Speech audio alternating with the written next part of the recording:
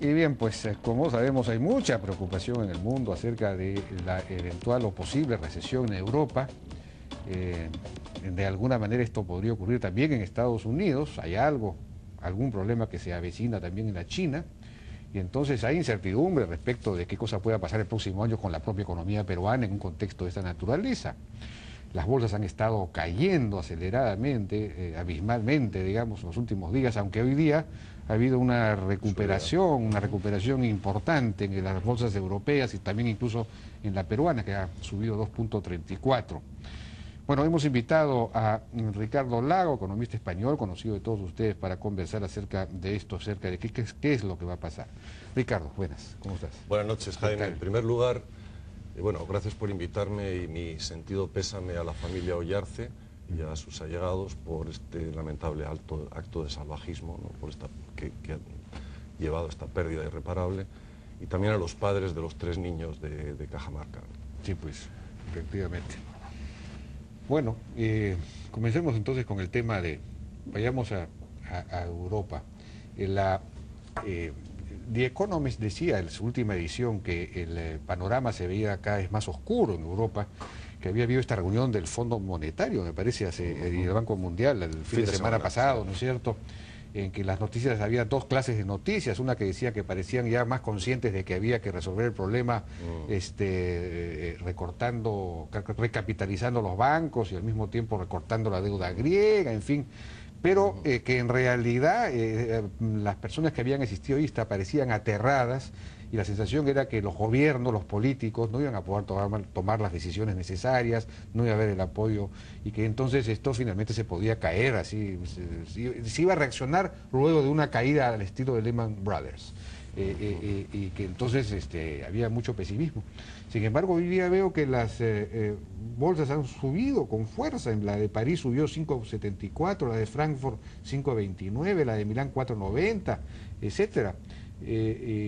Confiadas en que en las cosas en Europa se van a resolver.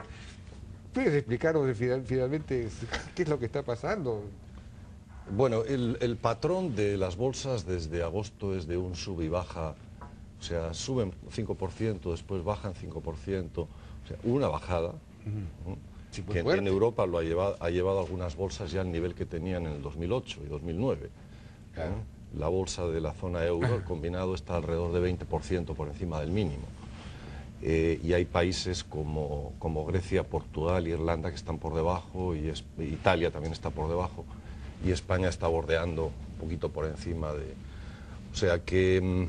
Eso es un poco lo que los matemáticos llaman teoría del caos, ¿no? Caos no es desorden necesariamente, es que no sabes hacia dónde va la cosa. Y un día llega una noticia positiva y rebota, llega una noticia negativa y se cae.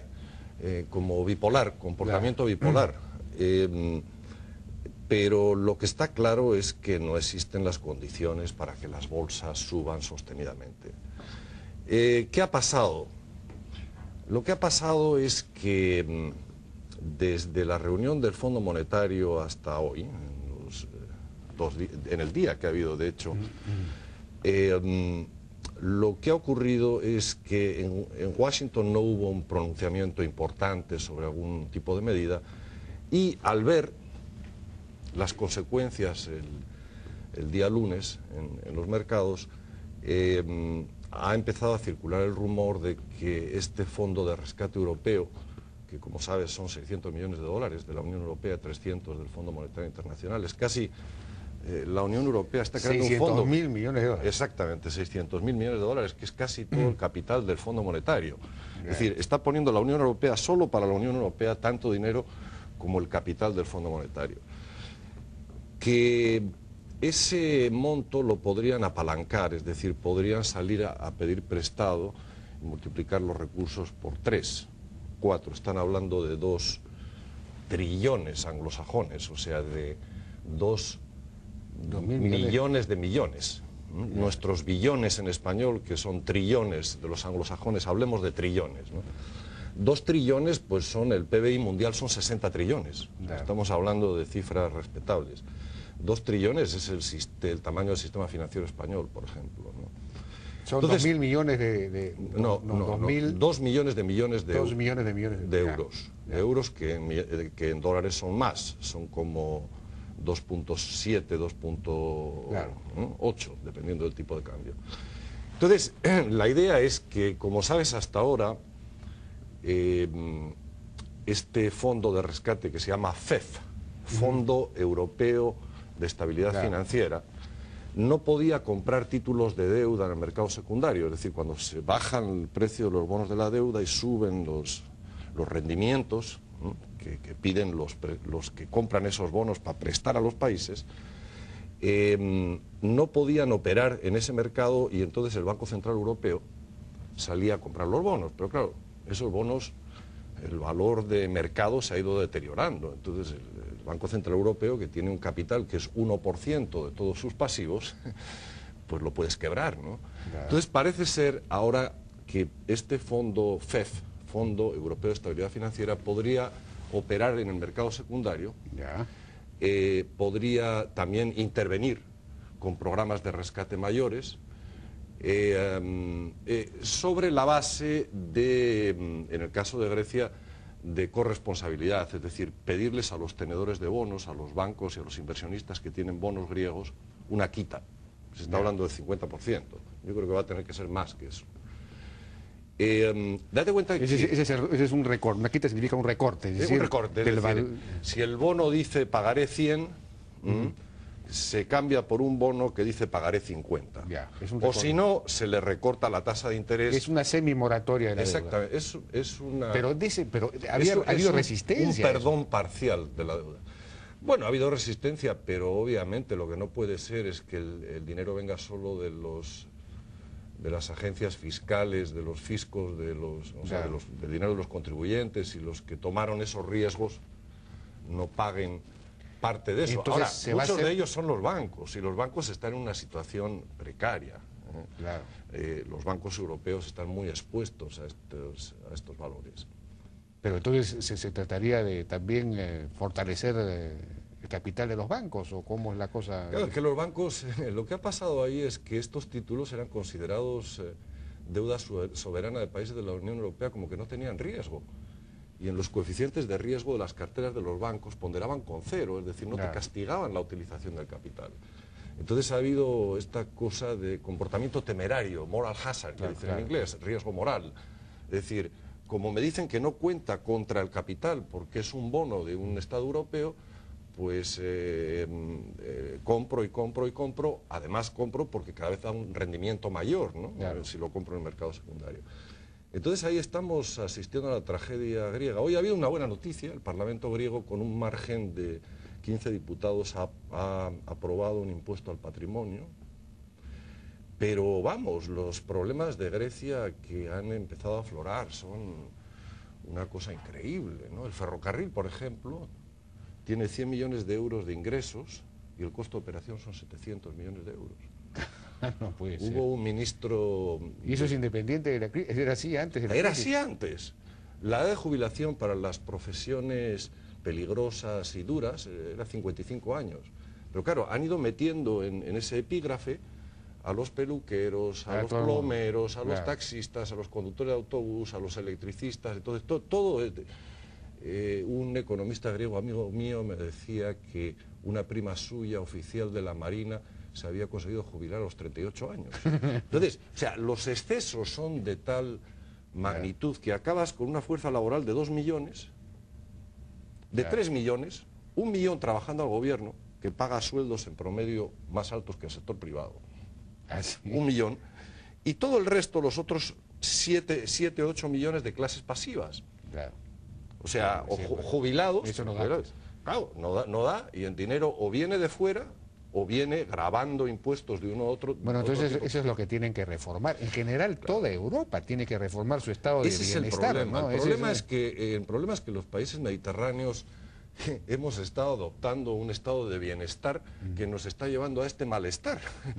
Entonces hay que ajustar eso al presupuesto de uno. No se puede trasladar el estado de bienestar de los países nórdicos. Pero eso genera pues a los indignados y a esa reacción social que estamos viendo también, ¿no? Digamos, es bien complicada la cosa. Tú sabes que los indignados ahora están llegando a Wall Street, al distrito financiero de Nueva York, ¿no? ¿Ah, sí? Y había uno con una pancarta que decía, no a la deuda, el planeta está quebrado, ¿no?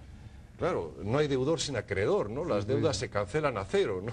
El problema aquí es que se ha prestado tanto a algunos deudores que no pueden pagar. Sí, pues. Claro. Entonces, eso va a castigar. Entonces, el panorama yo lo describiría como de una incertidumbre pavorosa, de una desconfianza increíble y sobre la base de un problema de solvencia que ya no afecta, como creíamos que afectaba, solo a instituciones financieras como Lehman Brothers, los bancos de inversión en Estados Unidos, sino al conjunto del sistema financiero de la Unión Europea.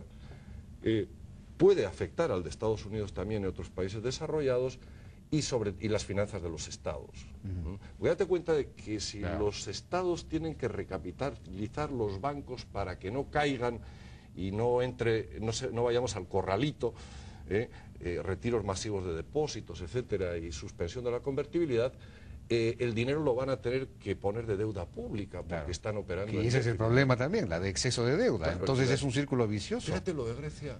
El problema de Argentina, de la deuda que llevó al corralito, era el tamaño de la deuda 3 veces menor el de Argentina que el de Grecia. Grecia estamos hablando de 450.000 millones de dólares. En un país que tiene 3 veces menos la población. O sea, es 6 veces el problema de Argentina. Pero, ahora, el otro problema es que las medidas de ajuste que se exigen para, digamos, seguir avalando a Grecia, etcétera, a su vez reducen el crecimiento, con lo cual se amplía en realidad el déficit. Bueno, hay algo importante que has dicho tú antes, ¿no?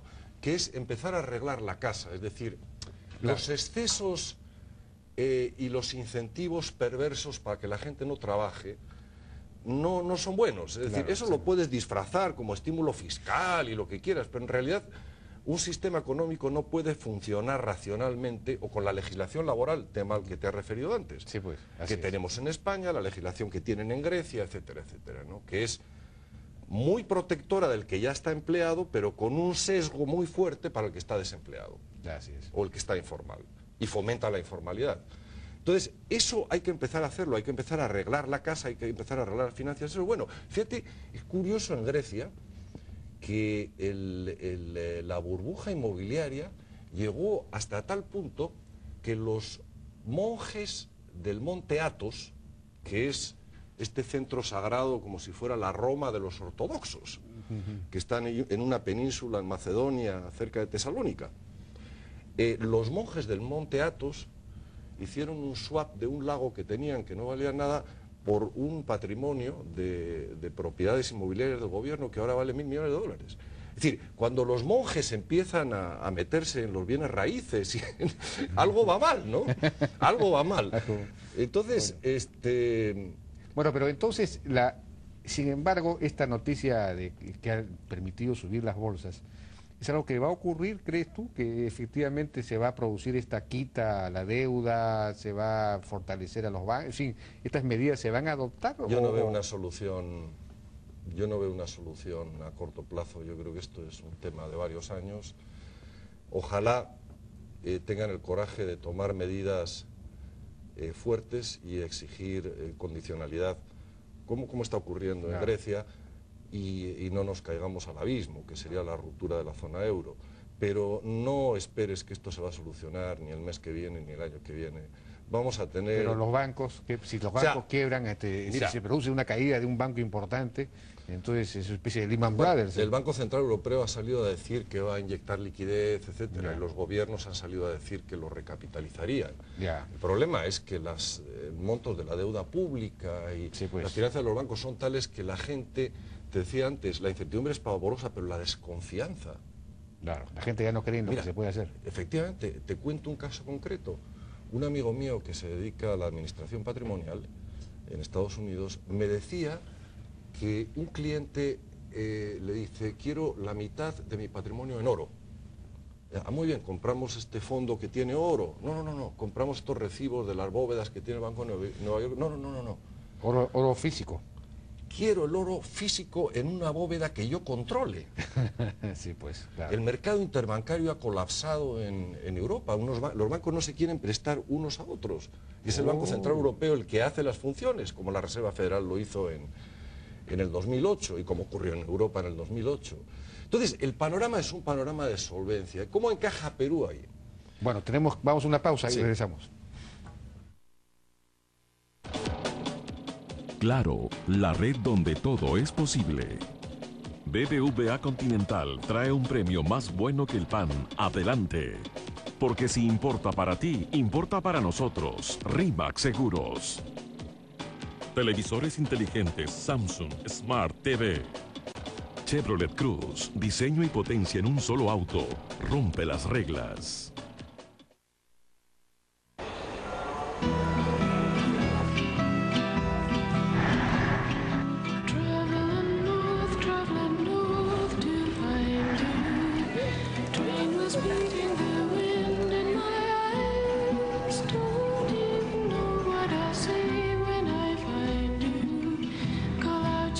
Sumérgete en lo increíble. Busca y navega por el Internet con el nuevo Samsung Smart TV. ¿Qué pasó, doctora? Te has vuelto intolerante. ¿Qué? Intolerante a la lactosa, un componente de la leche que en algunos produce náuseas, gases o dolor de estómago.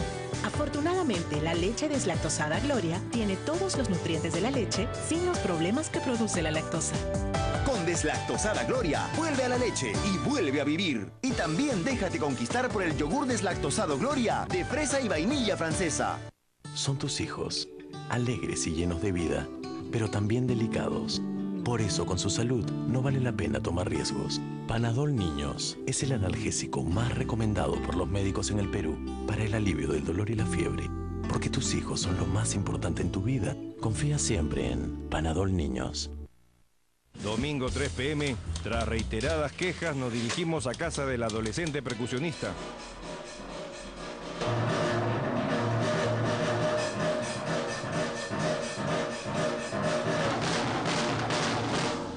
Lo que pasa es que no le gusta el rock. Si tocara Nueva Ola, no se quejarían, pe. Tus vecinos no van a cambiar. Mejor cámbiate de depa con la cuenta millonaria de Interbank, que sortea un depa y un auto para un solo ganador.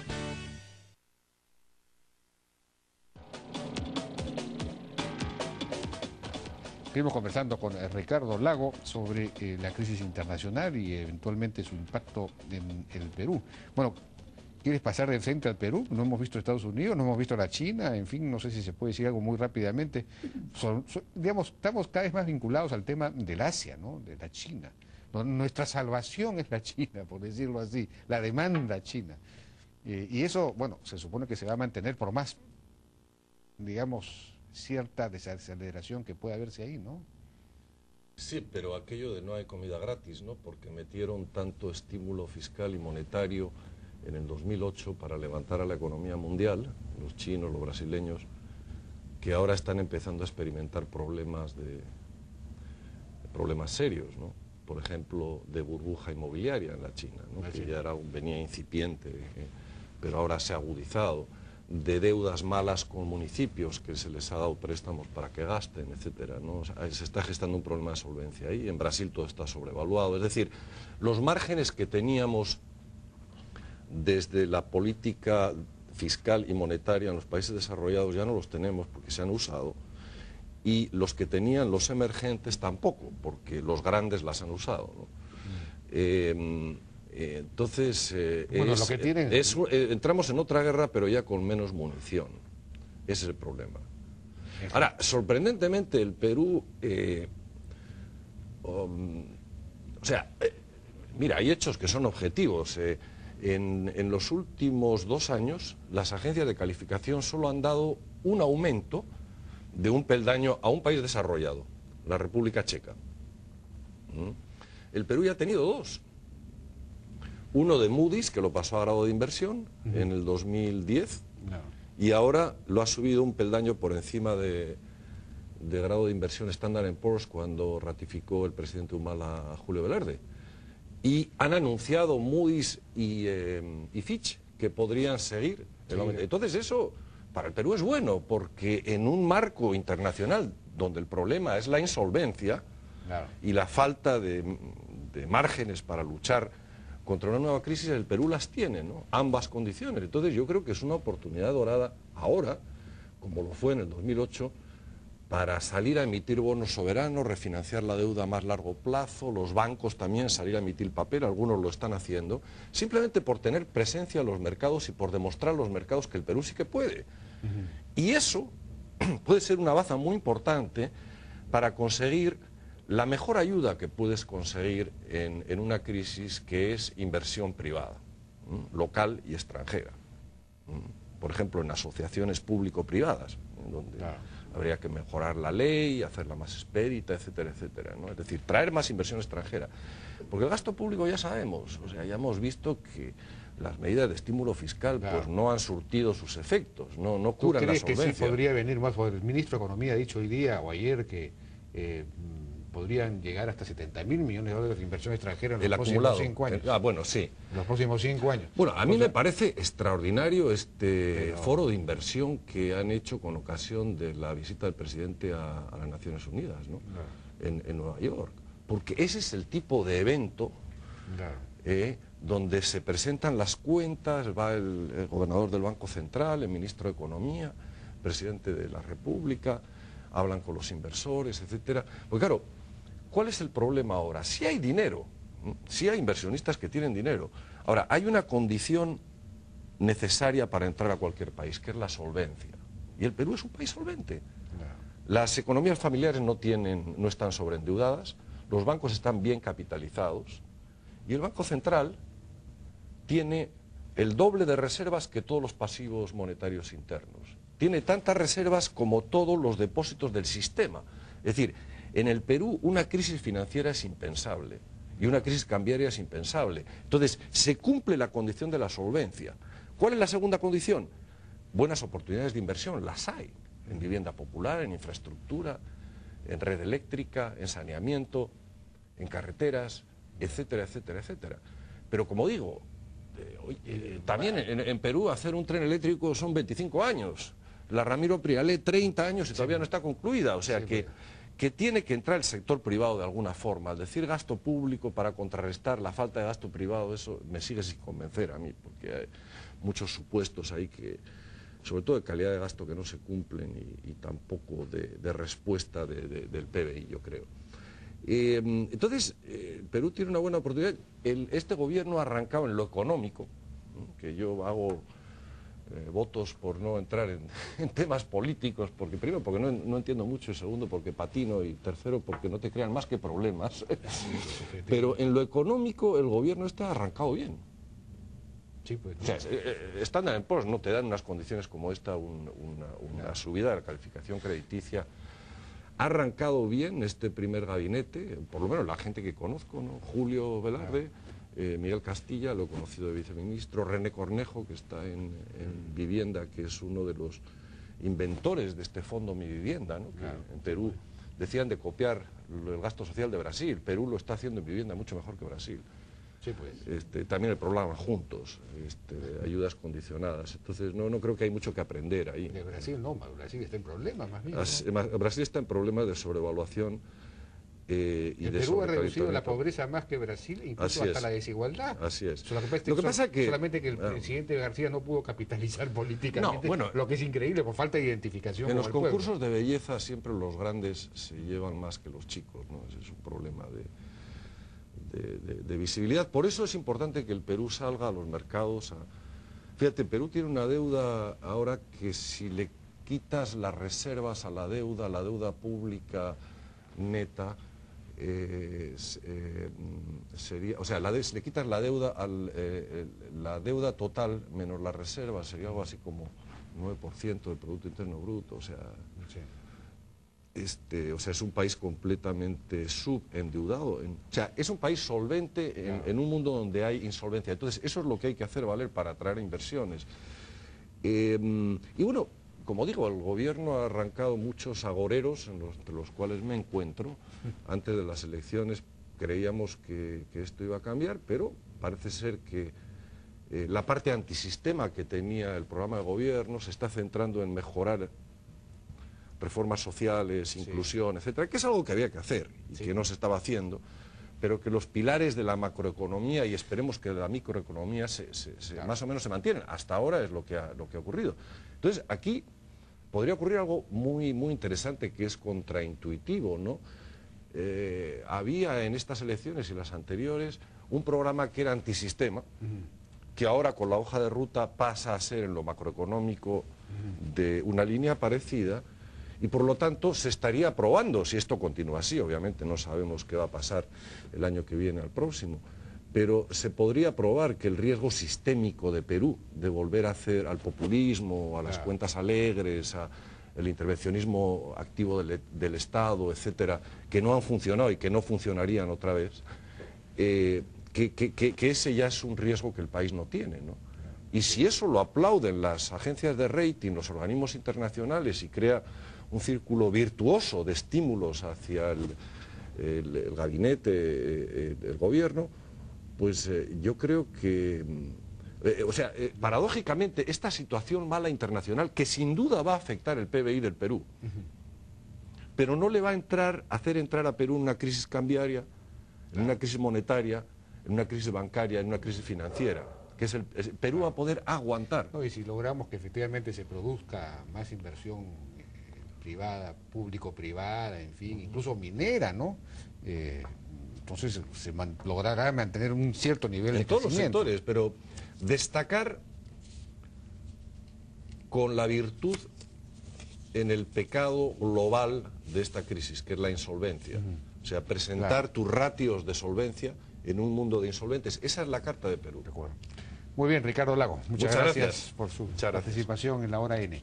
Vamos a una pausa, regresamos ahora con Humberto Laechea. Él es un dirigente social del sur del país, coordinador de la red de líderes. Con él vamos a hablar de los problemas más bien que hay para la inversión minera en el sur, particularmente en Tacna y en Moquegua, con los casos de Toquepala y Quellaveco. Regresamos.